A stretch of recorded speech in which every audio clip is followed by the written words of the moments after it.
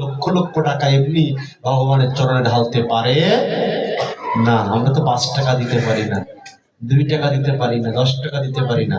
আর বোঝেন, ফুলতলা বাজারে র্যাপেল রয়েছে রাত্রেবেলা বণিক সমিতিতে, 3টা মোটরসাইকেল সেখানে পুরস্কৃত হয়েছে। এক কালাচাঁদের নাম স্মরণ করে একটা টিকিট কাটছে, এই মোটরসাইকেল বিক্রি করে কালাচাঁদ তোমাকে চেন বানাই দিব। আর অনেকেই 5টা 7টা 10টা করেছেন, টিকিট কাটছে।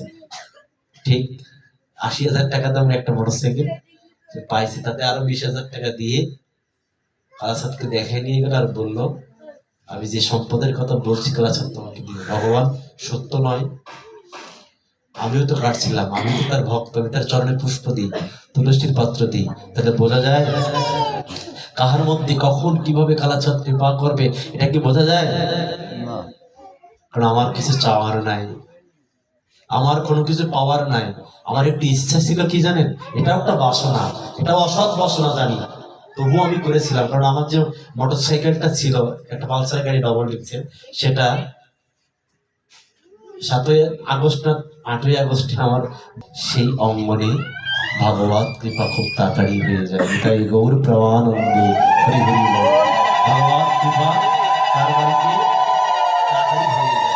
তাই আমাদের এই জগতে ভগবানের কাছে চাইতে হবে নিঃস্বার্থ ভাবে, যেন এই কাজগুলো করতে পারি। কারণ আমরা গৃহজীব, তো আমাদের ঠিক এই কাজগুলো করতে হবে।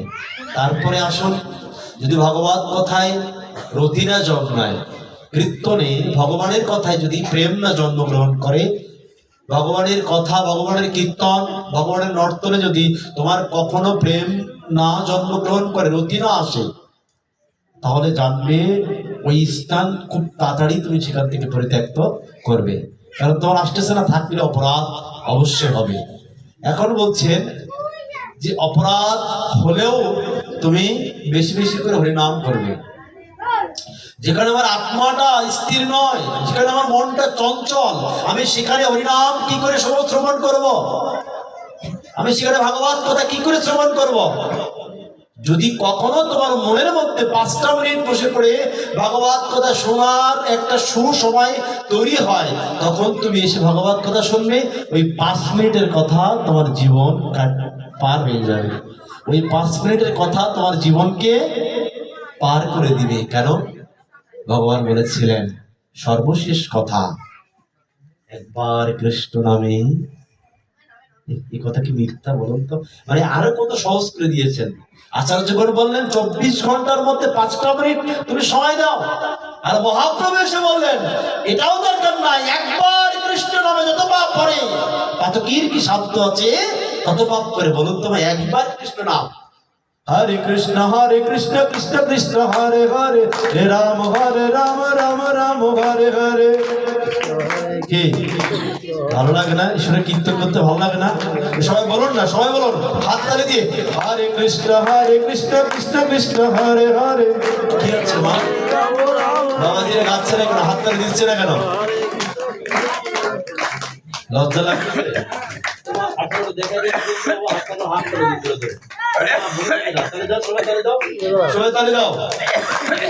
যিনি মারা গিয়েছেন, যিনি চলে গিয়েছেন, তার আত্মার কল্যাণে আমরা যদি হাত তালি দিয়ে, করতালি দিয়ে প্রমানন্দে কীর্তন করি, তিনি আমাদেরকে তাড়াতাড়ি আশীর্বাদ করবেন। তিনি আগেই চলে গিয়েছেন, তিনি আমাদের উপরে আছেন, তিনি ভগবত ধামে থাকুক, সেটা আমরা সবাই চাই।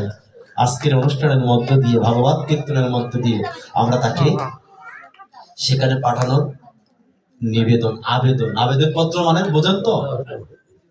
আবেদন পত্র আজকে এখানে লেখা হবে, তৈরি করা হবে। যদিও কোনো জড়জাগতিক অপরাধ তিনি করে থাকেন, তার জন্য সমস্ত ভক্তরা মিলে চোখের নয়নের অশ্রু দ্বারা, ভক্তি দ্বারা, কীর্তন দ্বারা, নর্তন দ্বারা আমরা মহাপ্রভুর চরণে জানিয়ে দেব সমস্ত অপরাধ থেকে মুক্ত হয়ে যেন গোবিন্দের চরণে থাকতে পারেন। তাই গৌর প্রমানন্দে হরি হরি বল। একমাত্র হরিনামেই জগৎ থেকে উদ্ধার হওয়া যাবে। এই জন্য সৎ গুরু দ্বারা কোন জীবনকে পরিচালনা করতে হলে আপনাকে আগে সংকল্প করতে হবে। কি সংকল্প? যদি আমরা সনাতন ধর্ম, আমরা হিন্দু জাতি, আমরা সনাতন ধর্মের আইন শৃঙ্খলাকে যদি না মানি, আপনি সনাতন বলে পরিচয় দেওয়াটা আপনার জন্য অনেক অপরাধ।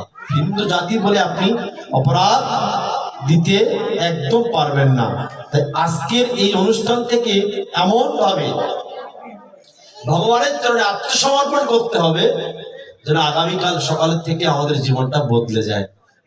কি মা, আমরা আমাদের জীবনকে বদলাতে চাই? হ্যাঁ, হরে কৃষ্ণ। আমাদেরকে লক্ষ্য করুন, আমাদের জীবনকে কি বদলাতে চাই? চেহারা কিন্তু বদলাবে না, চেহারা বদলাবে না, তবে মনের পরিবর্তন হলে চেহারা বদলায় যায়, যায় কিনা? তোমার মনের যদি পরিবর্তন হয় তো চেহারা বদলে। এখন আমাদেরকে পরিবর্তন কারা কারা করতে চায়? একটু হাত তুলুন তো মা। রাধে, সবাই হাত তোলেন না কেন? রাধে রাধে। পরিবর্তন মানে কি মা? আজকে থেকে প্রসাদ বুঝতে দেওয়ার কথা বলতেছি না বাবা, হাত তোলেন একবার, হাত তোলেন। নিরামিষ খাওয়ার কথা বলতেছি না, হাত তোলেন না বাবা। পরিবর্তন মানে কি জানেন? এবার হাত নামান। রাধে রাধে। রাধে রাধে। পরিবর্তন মানে এই, কথা বলা যাবে না, বাচ্চাটাকে একটু থামান। পরিবর্তন মানে এই, আমাদের এই সম্প্রদায়ের মধ্যে, এই পাড়ার মধ্যে অনেকের সাথে অনেকের গন্ডগোল আছে। পারিবারিক হোক, আর জমি জায়গা নিয়ে হোক, আর বাচ্চাদেরকে নিয়ে হোক, আর মা যাই হোক, সাংসারিক হোক আর পারিবারিক হোক, যেভাবে হোক হয়তো গন্ডগোল লেগে আছে। অনেক শত্রুতা আছে, অনেকের সাথে ইচ্ছা করেই শত্রুতা করে কথা বলে না। আপনাদের কাছে অনুরোধ থাকলো, আমি চরণে প্রার্থনা রেখে যাচ্ছি, এই কলিযুগের ভজন একদম সোজা, তাহার মধ্যে মনটাকে সরলতা করতে হবে, একদম সরল। সরল মনে জানবে কৃষ্ণ প্রেম তাড়াতাড়ি জন্মগ্রহণ করে। সরল মনে। তোমার হৃদয়টা তো কঠিন হয়ে গিয়েছে তোমার প্রতিবেশীর প্রতি। আজকের ভগবত কথা শুনে তোমার হৃদয়কে তুমি সরল করে নাও। সরল মনে কৃষ্ণ তাড়াতাড়ি বসে যায়।